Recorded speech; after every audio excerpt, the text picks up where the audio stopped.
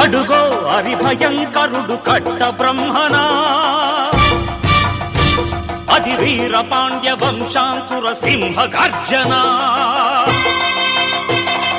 అడుగో హరిభయంకరుడు కట్ట బ్రహ్మనా, అది వీర పాండ్య వంశాంకుర సింహ గర్జన.